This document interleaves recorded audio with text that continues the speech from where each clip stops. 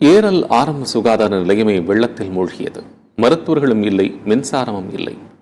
முழங்கால் அளவு தண்ணீரில் நின்றவாறு மாற்றுத்திறனாளிக்கு கர்ப்பிணி பிரசவம் பார்த்த செவிலியர் ஜெயலட்சுமி மழை வெள்ளத்தின் போது 3 நாட்கள் நடந்த திகில் அனுபவத்தை நமது செய்தியாளர் மணிகண்டனிடம் பகிர்ந்து கொள்கிறார். அதனை தற்போது பார்க்கலாம். கிராமத்தை சேர்ந்த அந்த ரம்யா என்ற வாய் பேச முடியாத பெண் ஒருவர் அந்த பிரசவ வலிக்காக ஏரல் அரசு மருத்துவமனைக்கு வந்திருக்கும் போது அவர் அந்த பிரசவ வலியால் துடித்து கொண்டிருந்தார். அப்போது இந்த ஏரல் அரசு மருத்துவமனையில் தனி ஒரு செவிலியராக பணிபுரிந்து கொண்டிருந்த ஜெயலட்சுமி என்ற செவிலியர் தான் இந்த பெண்ணுக்கு இந்த முட்டளவு தண்ணீரிலும் பிரசவம் பார்த்து அந்த ஒரே ஒரு மின் விளக்குகளில் அவர்களுக்கு பிரசவம் பார்த்து அந்த தாய் சேய் என இருவரையும் நலமாக இருப்பதற்கு அவர் உதவி புரிந்திருக்கிறார். தற்போது அந்த வீரதீர செயலை புரிந்த அந்த செவிலியர் நம்முடன் உள்ளார்.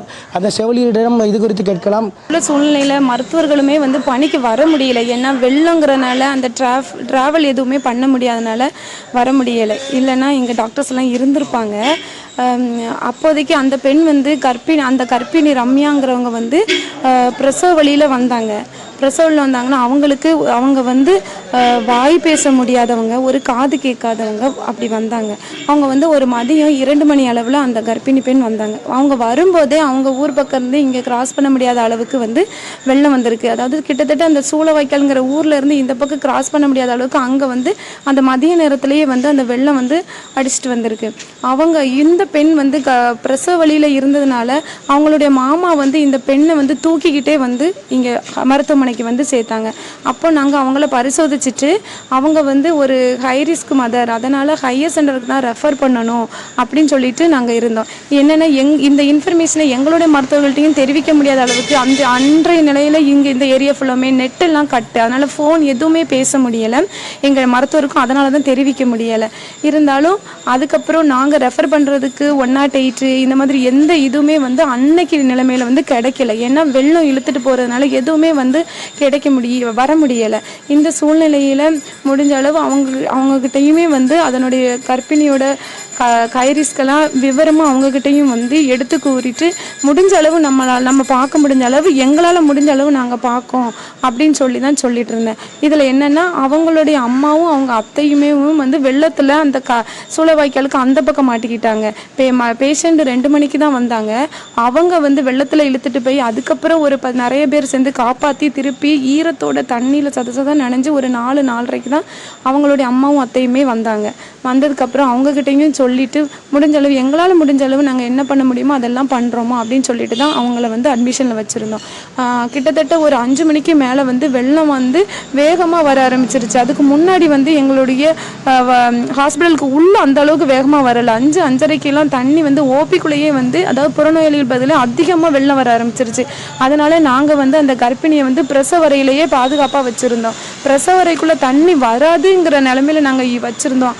ஆனால் அதுக்கப்புறம் ஒரு 7 மணி அளவில் அவங்களுக்கு ஒரு நல்ல 7-9க்கு அழகான ஆண் குழந்தை பிறந்தது. அந்த கடவுளோட பேரில் அந்த பெண்ணுக்கும் எந்த பாதிப்பும் இல்லாமல் குழந்தைக்கும் எந்த பாதிப்பும் இல்லாமல் நல்லபடியாக பிரசவம் நடந்தது.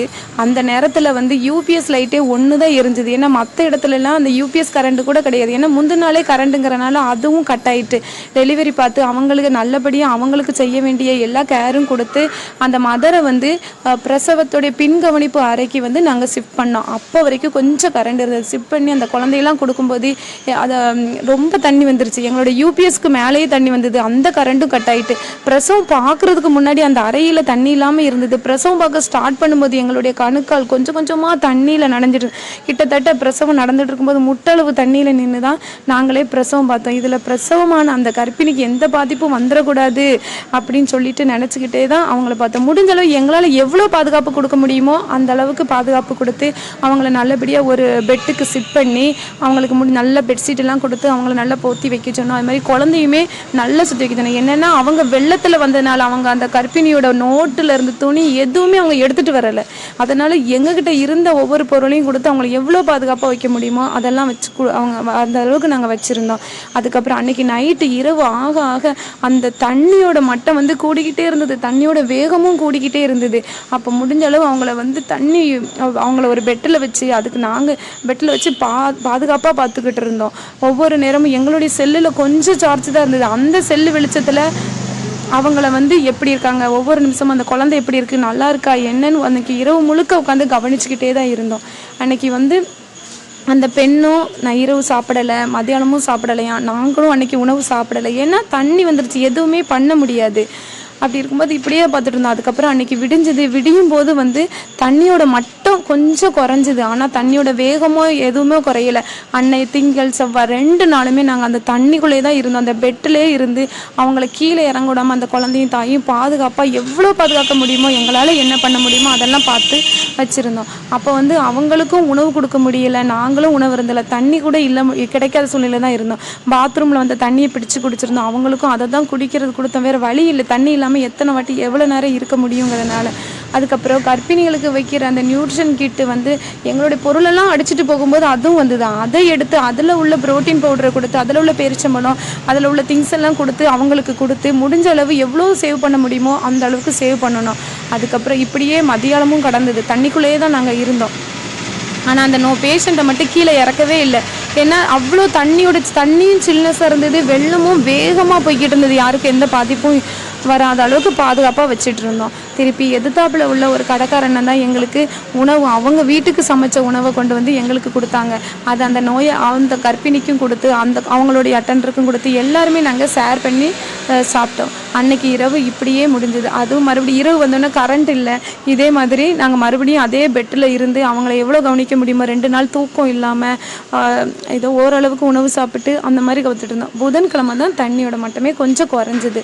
தண்ணி மட்டம் குறைஞ்சதுக்கப்புறம் புதன்கிழமை தான் அப்புறமா இந்த பக்கம் போட்டெல்லாம் அப்போ தான் வர ஆரம்பிச்சிச்சு.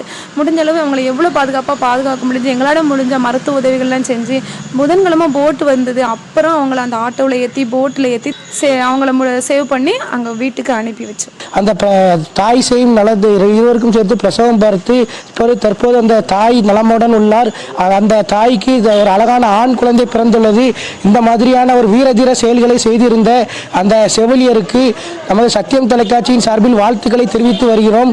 மேலும் இதுபோல ஒரு வீரதீர சாதனை புரிந்த அந்த செவிலியருக்கு தமிழக அரசு உரிய விருதினை வழங்க வேண்டும் என சத்தியம் தொலைக்காட்சியின் வாயிலாக கோரிக்கை விடுக்கிறோம் தமிழக அரசுக்கு. சிதம்பரம் மணிகண்டன்.